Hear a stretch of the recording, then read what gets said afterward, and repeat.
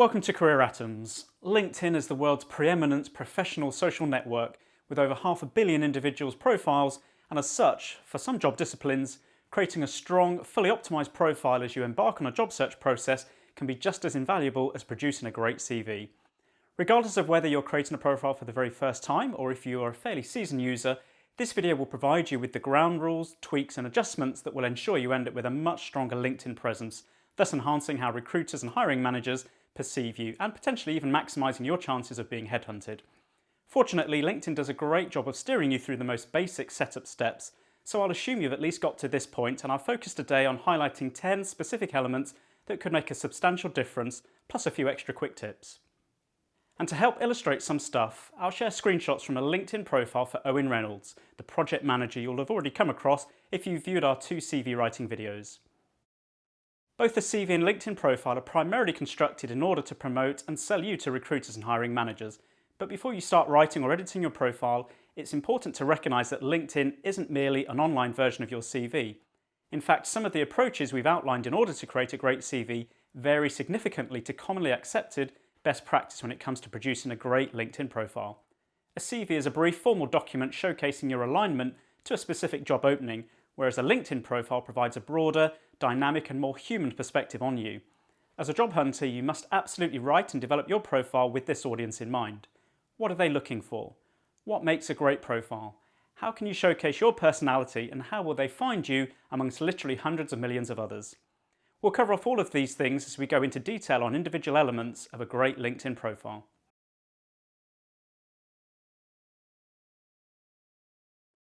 There's 3 very important things you need to do here. First, if you already have a profile and you're connected to others, when you're making any changes to your profile, you don't really want to be publishing all of these across your network. So this is how you choose whether to share your edits or not. It looks a bit complicated, but it's actually really simple. So when it's appropriate, just come back and pause at this point. Obviously, if you're setting up a profile from scratch, this wouldn't be so applicable. You'll also want to ensure that recruiters and potentially even your wider network know you're open to any approaches, and they can more easily find you. So under your main homepage photo, you'll see a box titled Open to Work. Click on it and this will appear. Here you can make some useful adjustments, including job titles and locations you'll be aligned against, and you can choose up to 5 in each category, so you may as well use as many of these as necessary. Plus, crucially, it's here that you decide whether it's just recruiters that see if you're open to opportunities or everyone, which could obviously also include any current employer. If you're currently out of employment and openly job hunting, choose for all LinkedIn members to see that you're open to opportunities, in which case the hashtag #OpenToWork is added to your profile photo and makes it instantly obvious to everyone that you're job hunting. Next, you'll want to edit your LinkedIn URL. This is essentially your unique domain name, and unless you change it, it will appear as the one automatically assigned by LinkedIn, probably something like this. Make it simpler, more memorable and easier to add to your CV contact details section. On the right-hand side of your homepage, click on the Edit Public Profile and URL tab, and then click Edit your custom URL. You can then change it, as we did to this.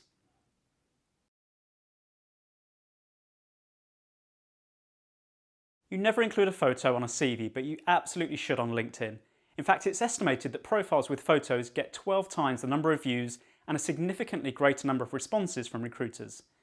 Also, the photo you choose to upload can make a huge difference. Here's my own mugshot, and I've tried to adhere to best practice, which includes things such as a high quality, professional looking shot with a plain background. Make sure it's just you, rather than you plus 1 or more friends and family members, as you might have in a Facebook or Instagram photo. But also make it visible by using a close-up of shoulders and face, as opposed to a smaller picture of you in the background, perhaps fulfilling a hobby. Don't obscure your face with sunglasses or a big hat, etc., and make sure you're smiling, and some would say you ideally show some teeth. Albeit, I don't think a closed-lip smile is really going to massively deter anyone. You don't have to, but rather than just using the default plain blue banner automatically provided by LinkedIn, it's quite a nice idea if you want to stand out from the crowd a bit by adding a great looking custom banner which also says something about you. It's super easy to adjust this on your profile page. You can simply upload a relevant photo and make size and other adjustments within LinkedIn, or you could create one using Canva or similar sites that provide you with templates and stock photos that are either completely free or very inexpensive. It will be clearer shortly why Owen opted to use a photo of a jigsaw puzzle for his background banner.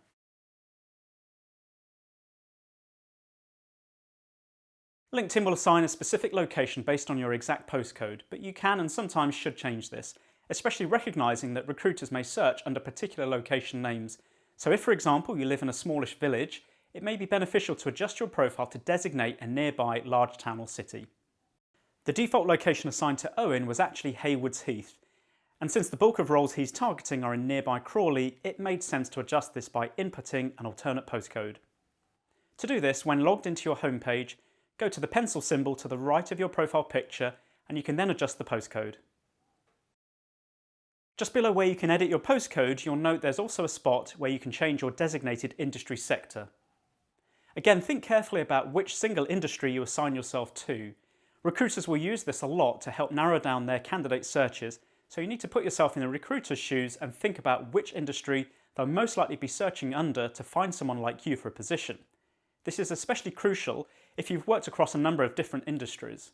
By picking one that aligns with your most recent industry exposure, but is perhaps more niche than others, you could be inadvertently limiting the number of recruiter searches you appear on. With our example profile for Owen, while he could have selected either of the two industries that he's most prominently operated within, telecoms and utilities, he's instead gone for information technology and services because the most relevant recruiter searches will be for IT project management type positions. To help cover bases, he's also flagged the telecoms and utilities industry keywords a number of times in other parts of his profile. This is what appears right under your profile photo, and the default is your current job title and company name. But with 120 characters to play with, potentially up to 200 on mobile, there's some adjustments you could and should make to this, because it's a highly prominent and very visible prime shop window element that recruiters and hiring managers will absolutely see. And what we're talking about here is optimizing the headline, with your speciality, some specific hard skills, and especially keywords that recruiters may be searching for. Your headline is one of the key elements that decides where you appear in any relevant recruiter searches when they're looking for candidates, so make sure you rank higher up by optimizing this. Rather than Owen just having the Senior Project Manager at Chemical headline, it's been optimized with the addition of keywords including delivering, IT and business change projects, clients, Prince2 and MSP, as well as mention of the telecoms and utilities industry sectors. Program Manager was also added because whilst it's not his current job title, it's a possible target title for any new job, and he wants to ensure he accordingly appears on any relevant recruiter searches. Your summary, entitled About, appears in a prominent spot just below your profile photo and headline. A lot of candidates miss a trick by just quickly adding a very brief cursory line or two like this. It's factual, but not very exciting. It doesn't exactly leave you wanting to find out more. And whilst more formal conciseness is expected on a CV, it doesn't work so well here for two reasons. First, LinkedIn is all about connecting as part of a huge social network, so there's an expectation of much greater insight into you as a human. What makes you tick? What's your career story? What are your values and ideologies? What are you passionate about? What do you really enjoy both within and outside of work? Second, don't think of the summary as a summary per se, but more as a selling opportunity, a chance to promote yourself, and again, cram in a bunch of hard skills, relevant job titles, and industry keywords to ensure you appear near the top of relevant recruiter searches. The summary section isn't weighted as much as the headline, job title, and work experience segments when it comes to search rankings, but it still has relevance. So you should be aiming for 3 to 5 short, salesy paragraphs that inject your personality. You never write a CV in the first person, i.e., I am, but this summary absolutely should be written in this manner. Rather than just conveying information to your reader, social media is about two-way communication, so it's wholly beneficial to be much more personable. In LinkedIn, it's not enough to just assume that your experience will speak for itself. You need to be your own brand ambassador and ensure your profile is well written, engaging, personable, and unique. Here's Owen's summary. I won't read it out word for word, as you can simply pause the video if you wish. But the gist of what you have here is a first paragraph that gives a bit of human insight and career story. Owen used to love solving jigsaw puzzles as a child, and he feels this relates to his chosen project management career. And that explains also the chosen custom banner. This beginning text is also a bit of a hook that might prompt an interested reader to click and find out more beyond the visible first 2.5 lines, which is essentially what you're initially limited to seeing. He sells himself in the second and third paragraphs, talking about what he's renowned for, which could also include and be an extension of his ideology. He also injects a little humour, mentioning how sometimes delivering a complex project is like trying to complete a jigsaw with some missing key pieces, and that clients sometimes even change their mind about what they want the finished picture to be. He then lists the same principal achievements taken from his CV before highlighting his key skills and relevant industry qualifications, thus cramming in more hard skills and keywords. Finally, he mentions a few hobbies outside of work, and by providing his email address, there's a call to action for anyone to get in touch with him. I'm not at all saying that this is the perfect LinkedIn summary, as it's a very individual thing, but it ticks a number of the key principles and gives you an idea of what a well-written summary looks like and how much better it is than the original pretty dull line or two. If Owen wasn't currently employed, then he could also add in another paragraph to target job titles like this.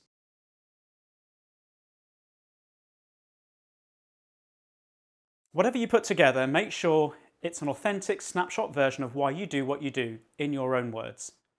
One final thing on this. Note that LinkedIn allows you to also add multimedia, so if you have any especially relevant photos, videos, slideshows or presentations, as they say, a picture paints 1,000 words.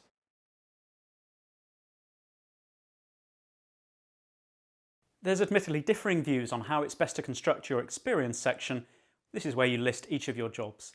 I know some suggest that you should make this section just as detailed, if not even more expansive than your own CV. My own view is that if you've already written a detailed summary and headline, I personally prefer much more concise points in this section, which is what you see here. Each role has a brief 3 or 4 line summary encompassing some of the main achievements noted against each position on the CV. My view is that these, combined with the rest of the profile, should provide any reader with enough of a sense of you, and if they want more detail, they'll get in touch and request a full copy of your CV. But of course there's no harm if you'd prefer to write a lot more in this section than I have here.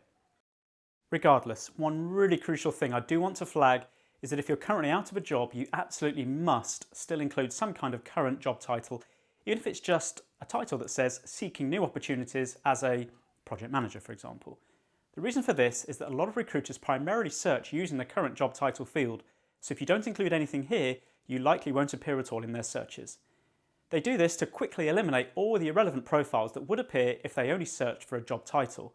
For example, if they search for an IT engineer in a particular location, they may be swamped with 1,000 profiles of everyone who's had that role over the past 20 or more years. So by targeting only those currently operating in this capacity, they'll probably narrow down the profile list to 80 or 90, and save a lot of wasted time and effort. Send out LinkedIn connection requests to everyone that you know as soon as possible, as you ideally want to be getting to the 50 to 100 connection level pretty quickly. If you can, obviously continue to the magic 500 number. It's not the be all and end all, but I know some people put a degree of weight and additional credibility behind this. LinkedIn makes this much easier for you by offering a whole load of suggested potential connections based on some of the employer and other info you've already inputted when creating your profile. In addition, you can just search for names in the box at the top left side of the page. If it's a very common name, add in a company name or location to help narrow the search further. When you're able to, always customize the connection request with a very concise intro note to make it much more personable, and you'll have a better chance of it not being ignored. The skills section is another that's really important for job hunters, both as a method of generally presenting yourself to the wider world, and more specifically, again within the context of recruiter searches that you'll want to ensure you appear within. Lots of recruiters conduct candidate searches by plugging in some of the most prominent key hard skills from their job description, so don't overlook or skimp on this area. Here's what's been completed on Owen's profile, and you'll note there's quite a few skills listed. In fact, LinkedIn allows you to use up to 50. So make the most of that, since apparently individuals listing 5 or more skills are 27 times more likely to be seen. They're divided into the top 3 skills, those relating to industry knowledge, interpersonal skills and others. Also note that you may need to reorder the priority of your top skills, since it's just these 3 which automatically appear on your profile page prior to anyone then clicking to expand the list. So you want to really double check and ensure that those more visible ones are the most critical and relevant, since there's a risk LinkedIn may default to others that you just happen to pick first. Your primary top skills will also subsequently help guide people in your network to endorse you for these, which is what you want. Changing the order is easy. Go into your profile, click on the pencil mark in the skills section, and then you'll see this box. Click on the relevant pin to move it into the top skills area. Don't just only pick out the 1 or 2 most obvious skills relating to your employment. Take a few minutes to really think about a variety of appropriate ones And if you're not sure about this, it's a good idea to find a few relevant job descriptions online. Then you can either just note down some common keywords that jump out, or you can use one of the following websites which will easily help you pull these out. Bolster your profile and credibility by proactively seeking endorsements and recommendations from those that you're connected with. The former are aligned with the various skills listed in your profile's skills section. And all anyone needs to do is visit your profile and click on each of the relevant skills they believe that they can endorse you for. It literally takes them seconds and it immediately shows up on your profile page. So reach out to family, friends, current and former work colleagues and ask them to endorse some of your key skills. Or it's absolutely fine if you'd prefer to just tell them which specific ones you'd like them to target. Just don't get them to over-enthusiastically endorse all 50 skills or it won't appear very authentic. So perhaps limit it to 5 to 10 at the most. Also, get into the habit of regularly endorsing others and you'll find that this will be reciprocated. Recommendations, on the other hand, are essentially brief, work-specific written references from those who can really vouch for you. Just bear in mind that they're obviously going to be more time-consuming for individuals to action compared to skills endorsements. Again, you request these from trusted individuals and you should also get into the habit of writing some for others as well. To do this, go to the person's LinkedIn profile, click on More next to the message button, and then click Request a Recommendation or Recommend.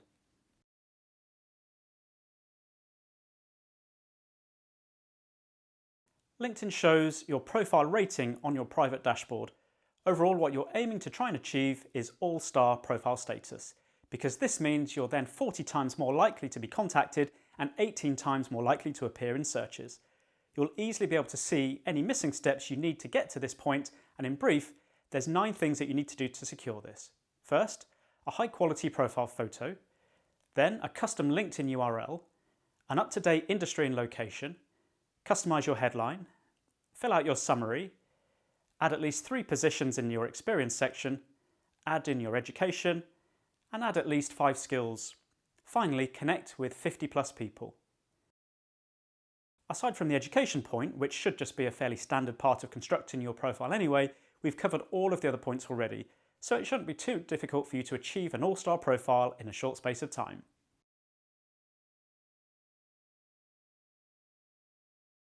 To finish off today, I promised a few extra quick tips you might want to also consider when preparing your LinkedIn profile. It's not critical to highlight any volunteer work or causes you support, but anecdotally I increasingly hear some recruiters and hiring managers mention that this played a part in helping them to build a much fuller picture of the individual and subsequently deciding to get in touch. So if you do have anything to note, it's worth adding. Go to the Add Profile section and then you'll see Volunteer Experience is one of the sub-menus. Once you go into this, you can add in any relevant details. You'll also see a drop-down menu of 15 causes you can select from, including animal welfare, children, education and the environment, etc. It's just another thing that provides a little more human insight. In the same drop-down menu just highlighted, you can also select licenses and certifications and add anything in here that may be relevant. Consider writing and sharing new relevant posts and making comments on other people's. You certainly don't have to, but being more active in this regard can help get you more broadly noticed. To do so, click on the Home button at the top of the page, and then you'll see where you can start a post and comment on other people's.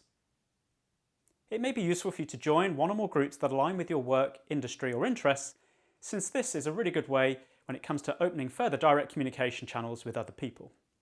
To find and join groups, just enter a relevant name in the search bar at the top of your LinkedIn homepage, or you can browse through groups that LinkedIn recommends for you by clicking the work icon in the top right of your homepage and selecting groups from the menu that appears.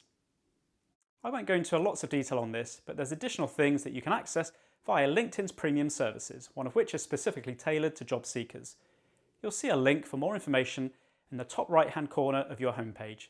It's on a pay monthly basis, but you can trial it for free for a month just to see if it's any good for you or not. If you do trial it, maybe take the opportunity to reach out to anyone you couldn't ordinarily contact and then just cancel your premium subscription before the end of the month. We've now gone through everything you'll need to produce a great LinkedIn profile that will maximise your chances of job hunting success. Thank you very much for watching, and I wish you all the very best.